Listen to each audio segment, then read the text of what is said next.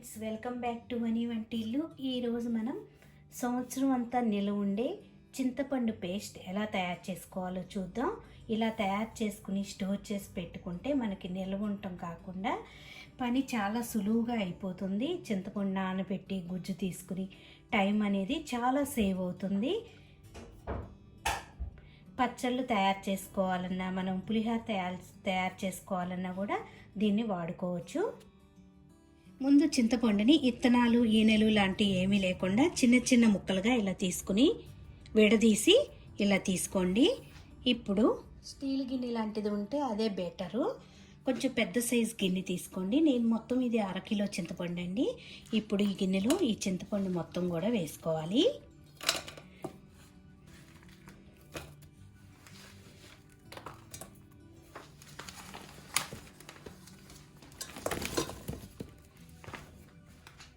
ఇలా చింతపండు అంతా వేశాక చింతపండు మునిగేంత వరకు కూడా నీళ్ళను పోసుకోవాలి.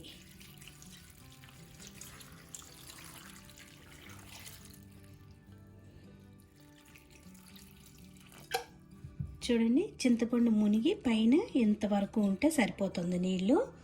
ఇలా పోసుకున్నాక స్టవ్ ఆన్ చేసుకుని ఈ గిన్నెని స్టవ్ మీద పెట్టుకొని ఆ నీళ్లు వేడయ్యి ఒక్క అరగంట అట్లా చింతపండుని ఉడకనివ్వండి. అలా ఉడకటం వలన మనకి చింతపండులో గుజ్జంతా కూడా మనకి తీసుకోవటానికి చాలా ఈజీగా వచ్చేస్తుంది, వేస్ట్ అనేది లేకుండా. ఇలా బాగా ఉడికాక స్టవ్ ఆఫ్ చేసుకుని చల్లబడనివ్వండి. చింతపండు ఇలా పూర్తిగా చల్లారిపోయింది. ఇప్పుడు మనం గుజ్జు తీసుకోవాలి. ఇట్లా బెజ్జాలు ఉన్న గిన్నె లాంటివి తీసుకోండి. లేకపోతే మీ దగ్గర వడబొట్టు ఉన్నా కూడా పర్వాలేదు. దీన్ని ఒక గిన్నెలో పెట్టుకుని దీన్ని ఇప్పుడు ఇలా బాగా పిసుక్కోవటం వల్ల మనకి గుజ్జు అంతా బయటకు వస్తుంది. ఇలా బాగా పిసికాక దీన్ని వడబుట్టలో వేసి గుజ్జు బయటకు తీసుకోవాలి.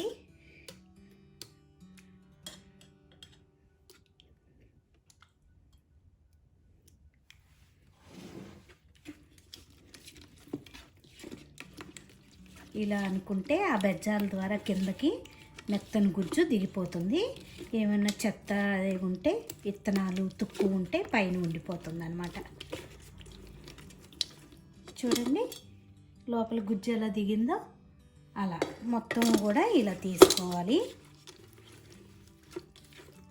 గుజ్జంతా తీసుకున్నాము. చూడండి, తుక్కు అనేది పైకి వచ్చేసింది. ఇలా గుజ్జంతా వచ్చింది కదా. ఈ తుక్కుని వేస్ట్ చేయకుండా మనం ఇత్తడి బిందులు, ఇత్తడి వస్తువులు, రాగి వస్తువులు కూడా తోముకోవచ్చు. ఇప్పుడు స్టవ్ ఆన్ చేసుకుని స్టవ్ మీద సగం చింతపండు గుజ్జు ఉండి సగం ఖాళీ ఉండే గిన్నెలో వేసుకుని, మీ దగ్గర స్టీల్ గిన్నె ఉంటే స్టీల్ గిన్నె పెట్టుకోండి. స్టీల్ గిన్నె అయితేనే కొంచెం ఎక్కువ ఉపయోగంగా ఉంటుంది. అల్యూమినియం గిన్నె కన్నా కూడా స్టీల్ది లేకపోతే అల్యూమినియం గిన్నె కూడా వాడుకోవచ్చు. ఇట్లా సగం ఖాళీ ఉండేట్టు చూసుకోండి. ఇప్పుడు చింతపండు గుజ్జు తీసుకునేటప్పుడు ఎక్కువ పలసన అవ్వకుండా ఇలా కొంచెం చిక్కదనంగా ఉండేట్టు చూసుకుంటే మనకి తక్కువ టైంలో అది చిక్కబడిపోతుంది. అది పల్సగా చేసుకున్నట్టయితే ఎక్కువ టైము ఉడికించాల్సి వస్తుంది.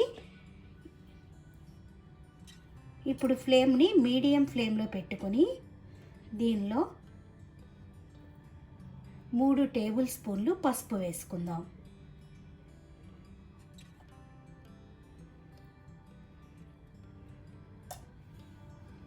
నాలుగు టేబుల్ స్పూన్లు ఉప్పు వేసుకోవాలి. మీ దగ్గర ఉంటే కళ్ళుప్పు కూడా వేసుకోవచ్చు.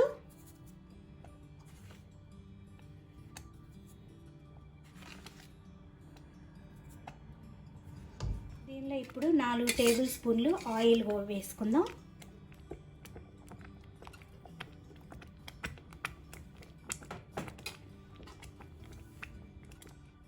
ఇప్పుడు మొత్తం ఒకసారి కలుపుకొని చింతపండు ఉడికేటప్పుడు పైకి చిందుతూ ఉంటుంది. జాగ్రత్తగా చేతుల మీద పడకుండా ఉడికించుకోండి. ఇలా మొత్తం ఒకసారి కలుపుకొని చిక్కబడే వరకు కూడా ఉడికించుకోవాలి.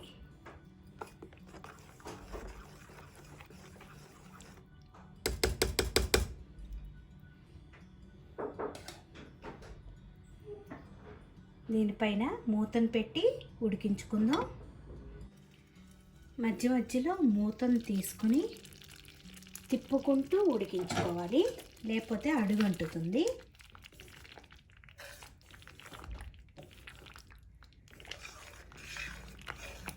చూడండి, ఇందాకటి కన్నా కూడా మనకి చిక్కబడింది కదా. ఇంకొంచెం గట్టిగా అయ్యే వరకు దీన్ని ఉడికించుకుంటే సరిపోతుంది.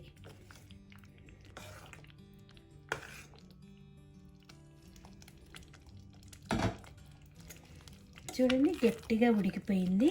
ఇలా ఉడికితే సరిపోతుంది. మీకు తెలుస్తుంది కదా గట్టిపడింది. ఇప్పుడు దించబోయే ముందు దీనిలో 2 టేబుల్ స్పూన్లు ఆయిల్ వేసుకుందాం. ఈ ఆయిల్ వేయటం వల్ల మనకి సంవత్సరం అంతా కూడా ఇది నిల్వున్న పాడవకుండా ఉంటుంది. ఆయిల్ వేసాక ఒక్కసారి మొత్తం ఇలా కలుపుకోండి. స్టవ్ ఆఫ్ చేసుకుని దీన్ని చల్లారనివ్వాలి. చల్లారనిచ్చి దీన్ని ఒక గాజు సీసాలో స్టోర్ చేసి పెట్టుకుంటే పాడవకుండా సంవత్సరం అంతా కూడా వాడుకోవచ్చు.